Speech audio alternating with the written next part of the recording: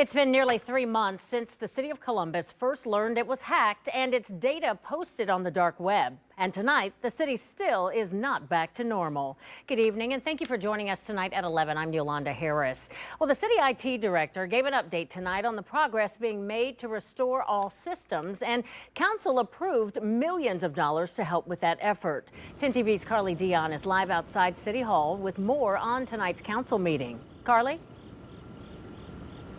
Yeah, Yolanda, as council and other city leaders await a final report from the Data Breach Council and cybersecurity experts on that cyber attack, they continue to fund recovery efforts to get the city's systems back up and running.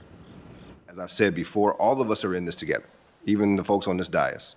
Monday night, Columbus Department of Technology Director Sam Orth addressed the council members once again on the current status of the cyber attack restoration efforts. It is clear that this was a very sophisticated intrusion. Orth says as they work to restore the city's systems every day, it's a big undertaking. He says the city manages more than 8.5 petabytes of data. That's equivalent to 2.2 trillion sheets of paper.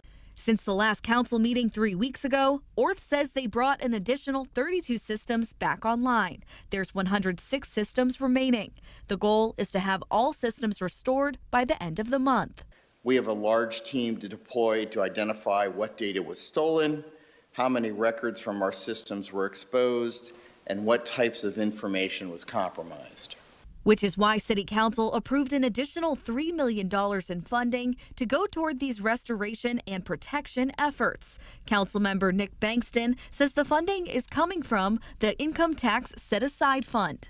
We set aside 25% of every dollar that we collect from income tax to pay for in particular, our debt services. So that's how we pay for our bonds. But it's also additional monies that we set aside for emergencies like this. In total, the city is allocating about $7 million to address the attack. About $2.5 million will go to the investigation, including cyber threat monitoring.